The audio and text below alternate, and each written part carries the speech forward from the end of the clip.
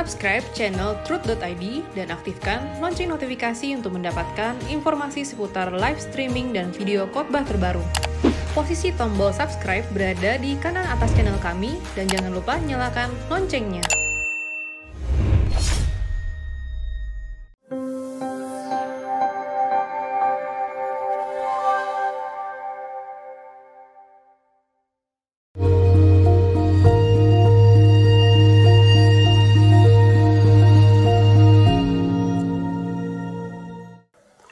Shalom saudara, kita memasuki episode 182 ya. Oke. Dari wanita usia 28 tahun 0812 3380 dan seterusnya. Salam Bapak Erastus, saya beberapa kali memberikan pertanyaan di episode Abam. Pertanyaan saya kali ini tentang makna kepahitan berkaitan dengan Abam episode 153 yang lalu. Pertanyaannya, apakah saya masih dikategorikan seorang yang menyimpan kepahitan atau dendam? Kadang masih merasa ketidakpuasan atau hal-hal yang mengganjal kepada kakak senior, wanita usia 36 tahun, kakak seniornya ini. Saya dahulu di sebuah gereja waktu saya kuliah di kota yang berbeda. Dulu saya sangat kecewa dengan beliau, pasalnya beliau dikatakan oleh pendeta adalah kakak rohani yang sudah dewasa. Mungkin bisa dibilang pangkat jenderal oleh pendeta kami. Tetapi pada kenyataannya yang saya nilai, kakak ini seperti munafik karena masih suka gosip tentang adik-adik seniornya. Tetapi yang lain menganggapnya dan menghormati beliau. Tapi yang saya nilai bukan hanya seorang penggosip, tapi lebih daripada itu. Hal itu saya semakin ketahui karena waktu saya sudah terpapar dengan truth di awal tahun 2014, dan sekarang saya sudah tidak pernah lagi bertemu dengan kakak senior itu, yang dulu pernah menggosipkan saya diam-diam di antara sama senior mereka di gereja. Hanya perkara saya dahulu dekat dengan ketua pemuda kami, karena kami rekan pelayanan, dikiranya saya merebut pacar orang, Pak. Oh, itu gosipnya ya. Kalau diingat-ingat sekarang saya tidak membenci kakak itu. Tidak ingin hal yang jahat apapun terjadi pada dirinya. Bahkan saya ingin dia menjadi berkat bagi pelayanan pemuda. Namun kadang juga saya masih ada perasaan kurang suka dan kurang senang dengan beliau. Apakah saya masih belum melepaskan rasa kecewa dan benci yang dahulu, Pak? Kalau dilihat dari kalimatnya, Anda belum melepaskan rasa kecewa Anda. Ya, belum. Anda masih kecewa. Bahkan dulu saya sempat nangis tengah malam di awal-awal kasus itu. Saya bilang sama Tuhan, Tuhan kok saya begini ya? Kenapa jadi jahat banget ya Tuhan? Padahal saya sudah sering berkata dalam doa saya mengampuni, tapi perasaan kecewa masih ada. Memang dulu saya pada awalnya sangat percaya dan kagum dengan senior-senior saya pada awal-awal saya mulai bertobat dan masa pemuritan di gereja itu, yang juga adalah gereja ya saya dari kecil. Terima kasih atas jawabannya, Pak Eras. Ini menjadi pelajaran bagi kita semua. Kalau orang mempercayai kita menjadi kakak rohani atau bapak rohani, apalagi seperti wanita ini, lalu ternyata tidak menjadi berkat, itu lukanya bisa sangat dalam. Goresannya bisa sangat dalam dan tidak mudah dilupakan, seperti yang dialami oleh kekasih ini. Jadi, apakah masih ada kekecewaan? Masih. Karena Anda yang pertama tidak rela orang dipuji, tidak rela orang dibanggakan, padahal kenyataan keadaannya tidak sesuai dengan kualitas orang tersebut. Ya, orang itu nilainya 4 tapi dipromosikan, dikampanyekan, dinyatakan nilainya 9 dan Anda merasa itu ketidakadilan dan Anda tidak rela. Tapi yang membuat Anda lebih tidak rela adalah ketika Anda dilukai oleh orang ini. Digosipkan merebut pacar orang, ya. Dan itu yang lebih melukai sebenarnya. Karena ini langsung berurusan dengan Anda pribadi. Saya salut juga kepada Anda yang mau membereskan ini di hadapan Tuhan sampai nangis. Berarti Anda punya tekad, niat untuk sungguh-sungguh berkenan di hadapan Tuhan.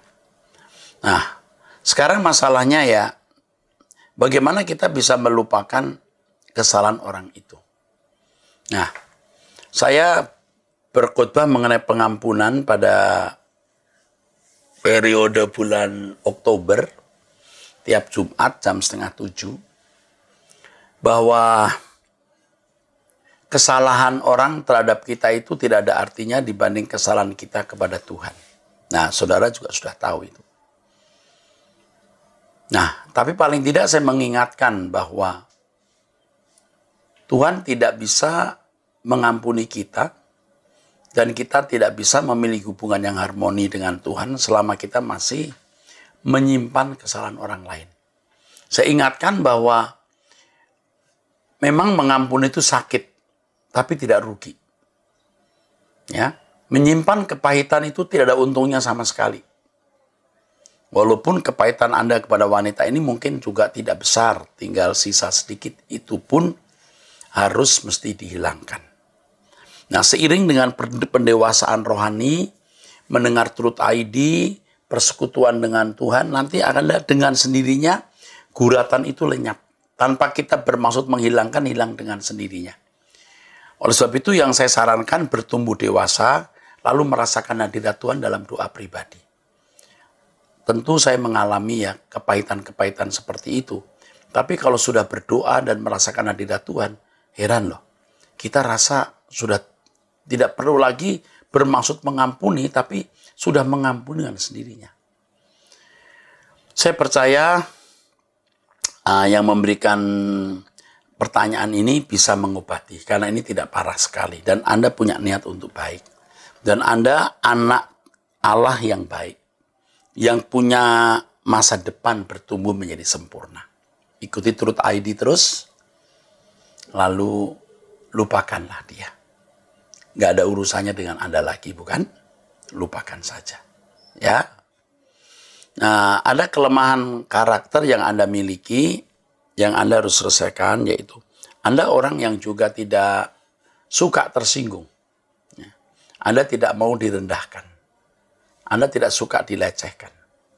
Nah, kita belajar dari Tuhan Yesus, direndahkan, dilecehkan. Dari situ kita bisa bertumbuh. Kalau kita mau menjadi seperti Tuhan Yesus, kita akan mengalami seperti yang dialami Tuhan Yesus. Saya mendapatkan fitnah dan bullying dari segala pihak. Tapi ternyata itu untuk menghancurkan arogan saya, kesombongan saya. Nah, itu bagus sekali. Jadi belajarlah untuk rendah hati, tidak mencari nilai di depan manusia, rela orang lain dihormati, kita tidak, dan itu akan membuat kita dewasa. Tuhan memberkati, ya. Oke. Dari Pak AA, kos +974331116 dan seterusnya. Good day, Pak Eras, salam sejahtera dalam Kristus. Pak, nama saya AA, seorang profesional migas yang tinggal dan kerja di Qatar sejak 2006. Saya sudah lama ikut pengajaran suara kebenaran Bapak sejak tahun 2000, mulai dari kaset sampai dengan CD. Jadi saya ngerti banget pengajaran SK Bapak. Walau tidak semua saya bisa terima. Tapi minor aja sih yang tidak diterima itu ya. Hingga detik ini saya masih terus berjuang dalam perlombaan yang diwajibkan. Tapi sedihnya sampai sekarang ini nilai saya masih merah, Pak. Saya sedih sekali, bahkan tahun belakangan ini sampai-sampai di cermin saya mulai bisa melihat manusia lain buruk sekali dan saya marah sekali padanya, Pak. Saya terus marah pada dia, tapi saya masih saja mengikuti dia, Pak. Nangis ya. Doakan saya, Pak. Pak Eras, lagi-lagi saya mau tanya soal anugerah keselamatan dari Allah dari seorang pendeta getol attack Bapak. Lagi-lagi saya mau tanya soal hak anugerah keselamatan dari Allah dari seorang pendeta yang getol attack lawan saya ya. Saya kutipkan pernyataan pendeta itu misalnya off air. Inisialnya off air. ES begini, Pak. Urusan keselamatan bukan urusan keadilan Allah. Seolah-olah Allah wajib menyelamatkan kita. Urusan keselamatan bukan urusan Allah. Seolah-olah Allah wajib menyelamatkan kita. 2, justru dalam menghukum kita lah Allah wajib. Disitulah keadilan Allah, karena kita semua orang berdosa. Kita semua harus masuk neraka. Itu adil. Menyelamatkan orang berdosa itu bukan kewajiban Allah. dan juga bukan hak kita untuk diselamatkan. Jadi kalau ada orang selamat karena mendengar Injil, itu tidak bisa dikaitkan dengan adil tidaknya Allah. Jadi kalau ada orang selamat karena mendengar Injil, itu tidak bisa dikaitkan dengan adil tidaknya Allah. Keselamatan adalah anugerah, dan yang namanya anugerah itu hanya diberikan kepada siapa yang dia inginkan. Terserah dia. Jadi Allah menentukan siapa yang selamat, siapa yang tidak. Misal kita ketemu pengemis satu di pasar lalu diberi, lalu ada pengemis kedua dan kita tidak. Kita beri, lalu mereka menuntut kita kenapa tidak diberi, tidak bisa. Itu bukan hak mereka, kan? Kenapa mereka menuntut? Nah, ini kan ilustrasi yang tidak tepat. Sebab antara orang pemberi dengan pengemis itu beda dengan Allah dengan manusia. Jadi tidak apple to apple. Ini dipaksakan dan ini tidak adil, ya. Tidak bisa digambarkan Allah sebagai orang yang punya uang dan pengemis itu manusia. Itu tidak paralel. Jadi menurut pendeta itu wilayah keselamatan adalah wilayah anugerah, bukan wilayah keadilan. Ya, silahkan saja. Tapi saya beritahu ya, pandangan teologi seperti ini pandangan teologi yang sangat subur di Eropa. Rata-rata Eropa begini, atau hampir semuanya. Dan hari ini Eropa menjadi, Anda tahu, gereja-gereja tutup, sekuler, nihilistis, bahkan kekuatan agama lain sudah mulai masuk masyarakatnya. Nah, itu bukti, tidak usah banyak ngomong. Ternyata ajaran itu tidak benar. Dan membuat Eropa tenggelam dan kekristenan bangkrut. Jadi ini tidak bisa dibantah. Jadi kita tidak usah berbantah-bantah, lihat saja buktinya. Ini doktrin di Eropa begini. Jadi kalau ada orang tidak pernah mendengar Injil masuk neraka, itu keadilan Allah. Kenapa? Karena mereka orang berdosa. Malah kalau tidak masuk neraka itu tidak adil.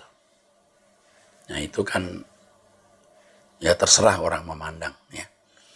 Tapi Allah bukan Allah seperti ini. Pasti Anda punya nurani untuk bisa mengerti apakah Allah model begini, ya. Orang tidak mendengar Injil bukan karena dia mau tidak mendengar Injil. Kalau Anda misalnya dilahirkan dalam keadaan tidak mendengar Injil, itu kan bukan Anda yang mau. Neraka itu bukan 2-3 bulan loh. Bukan 2-3 tahun, bukan 200-300 tahun.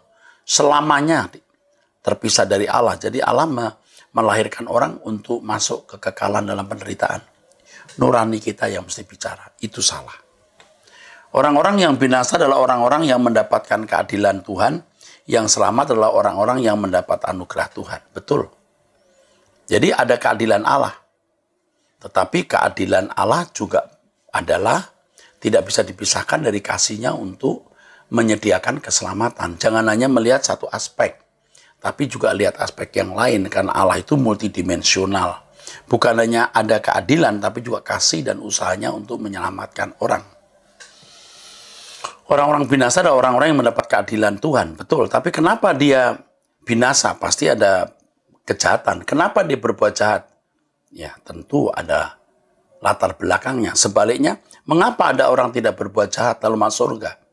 Ya, tentu di situ ada mekanisme atau tatanannya. Jadi dunia ini bukan semacam sebuah panggung sandiwara yang semua skrip sudah ditulis, lalu semua berjalan sesuai dengan skrip itu. Roma 9:15 menunjukkan hak Tuhan memberikannya atau tidak. Bukan usaha orang, tapi mutlak pada kemurahan hati Allah. Jadi Allah tidak bisa dituntut atau tidak adil. Kalau kita membaca Roma pasal 9 ayat 15, itu tidak boleh lepas dari konteks seluruhnya. Saya memiliki penjelasan mengenai ayat ini, ya. Jadi ini penjelasannya tentu tidak singkat, ya. Roma berapa tadi? 9 ayat 15. Tentu ini tidak singkat, tetapi kalau mereka sudah memiliki pandangan bahwa Allah menetapkan Roma 9, ya. Kalau orang sudah punya pandangan begitu, semua ayat akan diarahkan demikian. Aku menaruh belas kasihan kepada siapa aku mau menaruh belas kasihan, dan aku akan bermurah hati kepada siapa aku mau bermurah hati. Iya, setuju. Tetapi Allah punya tatanan mengapa dia memberikan kemurahan hati kepada orang, dan mengapa Allah mengeraskan hati kepada seseorang. Seperti ayat sebelumnya, aku mengasihi Yakub tetapi membenci Esau. Itu bukan Allah memang bermaksud mau membenci Esau dan mengasihi Yakub. Itu Kalau orang tidak waras jiwanya begitu. Nah, ayat ini harus dilihat dari kitab Maleakhi. Di dalam kitab Maleakhi ketika ayat ini disebutkan, konteksnya ketika Allah marah kepada bangsa Israel yang tidak menghormati Allah. Kalau aku ini bapakmu, mana hormatmu? Katanya di kitab Maleakhi itu. Ya, dikatakan di kitab Maleakhi. Itulah sebabnya dikatakan Allah membenci Esau dan mengasihi Yakub. Kenapa? Karena Esau tidak menghormati ayahnya. Esau menikah dengan semua wanita Kanaan sembarangan. Itu konteksnya, bukan lalu dicomot satu aspek. Allah membenci Esau, mengasihi Yakub. Kenapa? Yaitu karena Allah memang memberi kemurahan kepada siapa dia memberi kemurahan. Dan membenci orang yang dia mau benci. Wah, itu sakit jiwa. Allah seperti ini seperti bola liar yang menggelinding dan kita tidak bisa mengenalnya. Lalu bagaimana tanggung jawab manusia dalam berinteraksi dengan Allah seperti ini? Itu ajaran yang salah. Maka itulah sebabnya seluruh Eropa tenggelam karena ajaran yang tidak benar ini. Tidak tepat. Tetapi ajaran itu memang efektif pada abad 14-15. Tapi tidak efektif untuk zaman berikutnya. Belum selesai doktrin itu dibangun. Harus disempurnakan lagi. Nah, banyak orang hari ini mengadopsi doktrin yang sudah muncul abad 15 itu 500 tahun kemudian dilestarikan dan merasa ini sudah final. Alkitab tidak boleh dipandang final.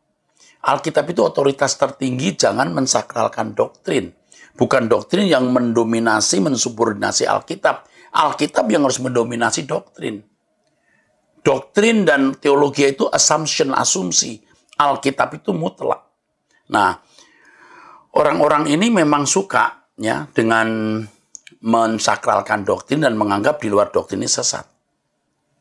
Jawabnya sederhana. Benar tidaknya tergantung dari buah hidup orang itu. Ya, oke. Saya tidak tahu pasti siapa yang dimaksud, tapi saya bicara ini secara umum ya. Jadi tidak relevan mempersoalkan keadilan Allah gara-gara ada orang yang tidak mendengar Injil dan tidak selamat. Oh ya. Saya tidak bicara, kalau saya tidak mengkaitkan orang yang tidak mendengar Injil dengan keadilan Allah yang menyangkut kekekalan atau keselamatan kekal. Hak prerogatif Allah untuk menentukan orang mendengar Injil atau tidak. Itu kebebasan Allah. Tetapi orang itu masuk neraka atau masuk surga, itu tergantung respon orang tersebut. Lalu Allah menegakkan keadilannya. Dia mengasihi sesama, dia masuk surga. Walaupun jadi anggota masyarakat, dia tidak melakukan firman Tuhan, dia masuk neraka. Dia tidak mengasihi sesama, dia terbinasa. Nah, soal keselamatan ini tentu tidak bisa saya jawab dalam waktu singkat. Ikuti khotbah saya mengenai keselamatan di luar Kristen. Lalu penjelasan saya mengenai Yesus mati untuk semua orang. Dan itu ada puluhan seri dan harus didengar semua. Pengadilan bagi mereka adalah berdasar hukum hati nurani, di mana Allah mencatat hukum Taurat dalam hati nurani. Dan karenanya mereka akan terbukti melanggar hukum hati nurani dan karenanya tidak mungkin diselamatkan. Ya, jangan melihat satu aspek dan menafsirkan ini sesuai dengan premis yang sudah ada. Allah menghakimi menurut hati nurani mereka, itu betul. Tetapi jangan lupa, itu tidak ditentukan oleh Allah. Allah tidak menentukan orang punya hati nurani jahat sehingga masuk neraka, lalu Tuhan menentukan orang punya hati nurani baik untuk masuk surga. Tidak demikian. Ya. Menurut saya, Pak Eras, logika berpikir menjadi salah satu penentu kita bisa menilai sebuah pengajaran. Soal pengemis itu contohnya hubungan kita dengan pengemis itu kan bukan siapa-siapa. Sedangkan hubungan kita dengan Allah kan sesuatu yang spesial. Jadi analogi menyeret-nyeret pengemis dan anugerah Allah dalam logika berpikir itu menurut saya korada-rada ngawur ya Pak. Oh. Terima kasih. Ini tadi sudah saya ngomong, saya belum baca. Saya itu kalau membaca pertanyaan itu spontan, jadi saya belum membaca sebelumnya. Berarti Anda cerdas, cocok bro. Ya, kita klop. Bagaimana pendapat Pak Eras? Mohon advisnya, maaf panjang banget. Saya appreciate sama Bapak ya.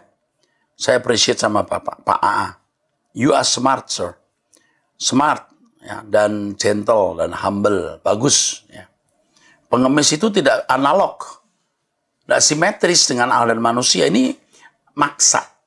Seperti tadi, Allah memberikan kemurahan kepada siapa dia memberi kemurahan. Oh iya, tapi Allah punya tatanan dalam dirinya loh. tidak sembarang memberi kemurahan. Kalau saya berkata anak saya yang satu, kamu tidak boleh keluar rumah. Yang kamu boleh keluar rumah. Dasarnya apa? Pokoknya begitu. Itu keadilan. Nggak bisa, itu bukan adil. Kenapa dia tidak boleh keluar rumah? Dia mungkin punya penyakit penyerta, dia bisa kena COVID, atau dia tidak bisa kena angin. Kalau kena angin dia akan jadi sakit. Bisa, ada alasan, ada tatanan. Orang tua saja manusia punya tatanan. Allah lebih lagi dong. Jangan samakan Allah seperti monster yang tidak bisa kebaca atau bola liar tadi. Nah ini yang membuat Eropa menjadi kafir itu ya. Maaf dalam tanda kutip, seperti orang tidak mengenal Allah. Karena doktrin atau teologi seperti yang dikemukakan seperti ini. Ya tapi saya tidak mau debat karena ya percuma kita debat nanti akan malah menimbulkan kepahitan. Lebih baik kita diam saja. Ya, diam saja. Kelompok orang-orang ini menganggap di luar mereka itu sesat atau tidak benar. Mereka merasa diri paling benar.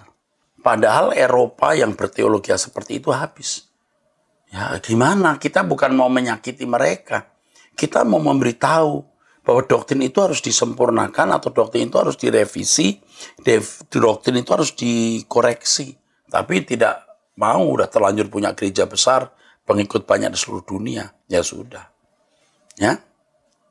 Bahkan tidak jarang di antara mereka berkata bahwa di luar doktrin mereka bukan saudara seiman. Nah itu serem sekali. Dari pernyataan itu saja ketahuan betapa rendahnya moral itu. Nah kita terhadap orang muslim saja masih saudara sebangsa setanah air. Lalu memandang orang yang tidak sama-sama doktrin begitu bengisnya, begitu ganasnya, ya, menyerang. Ya, tapi kita sebaiknya diam, biar nanti di pengadilan Tuhan kita akan melihat. Tapi saya prihatin sekali lihat orang-orang seperti ini. Ya, saya selalu mengingatkan ya bahwa teologiamu itu agamamu. Artinya dari cara kamu ngomong itu nampak kualitas teologiamu. Ya, dan kita nggak usah jauh-jauh mencari bukti dan lain-lain. Dan kita memang nggak perlu mencari bukti dan menghakimi. Cuman menilai dari perkataan mereka itu kita sudah tahu. Bahwa kamu tidak patut menjadi manusia yang hidup di dunia modern dengan heterogen pandangan dan doktrin. Oke. 08810263 dan seterusnya dari seorang pria usia 67 tahun di Pasuruan, Jatim. Dari Pasuruan, Jatim saya telah mendengar khotbah usia senja benar-benar mengena dalam terhadap saya. Yang saya ingin tanyakan adalah saya dulu agama lain pada tahun 1977. Saya mulai ikut Tuhan. Apakah saya bisa masuk ke surga? Pak Haryono usia 60 tahun 100% amin Bapak masuk surga. Kalau percaya Yesus. Percaya Yesus bukan hanya berarti mengakui dia Tuhan dan Juru Selamat. Belajar mengikuti jejaknya. Jangan berbuat jahat, jangan melukai orang, jangan merugikan. Bapak pasti masuk surga. Dan agama lama Bapak tidak akan diperhitungkan. Sebab siapa yang ada dalam Tuhan adalah ciptaan baru, yang lama berlalu dan yang baru terbit. Selamat datang Pak, nanti kita ketemu di langit baru bumi baru. Berhubung usia Bapak 67 tahun, saya baru 61, mungkin Bapak duluan. Ya, nanti kita ketemu di sana. Oke. 0823 5925 dan seterusnya, pria usia 34 tahun Manado. Pak Eras, maaf nama saya nggak usah disebutkan. Oh tentu nggak akan sebut. Ini memang nggak ada namanya kok. Saya dan istri mempunyai masalah dengan kakak istri saya dan suaminya. Saya dan istri dituduh munafik oleh mereka. Intinya kami dituduh melakukan komunikasi dengan adik istri saya yang bekerja di Jepang dan memberi masukan negatif kepada adik istri saya.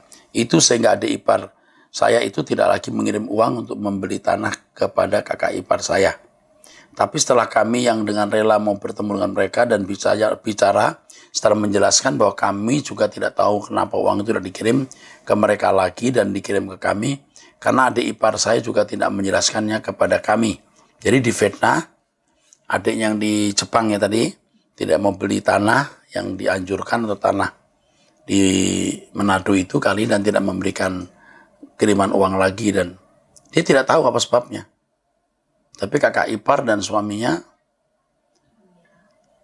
tidak mau bicara dan tidak mau mendengar penjelasan kami Dan berlanjut terus sampai sekarang, Pak. Ditelepon tidak mau dijawab, ketemu tidak mau mendengar penjelasan kami.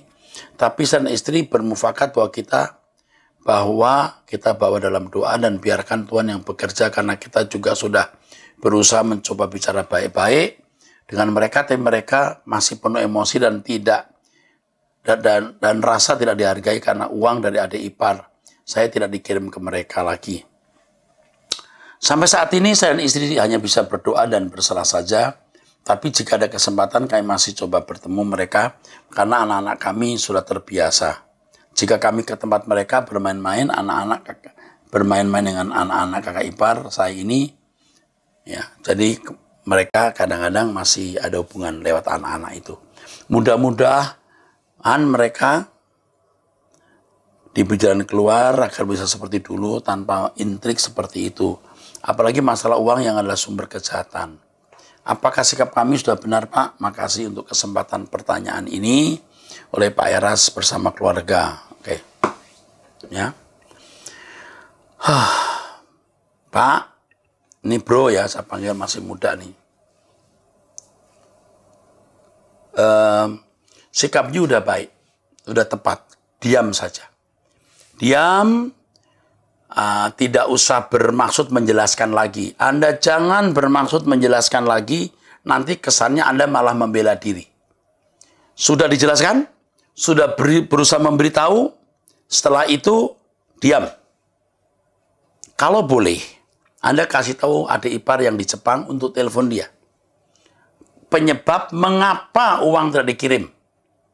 Loh, jangan tidak dijelaskan dong. Anda jadi korban.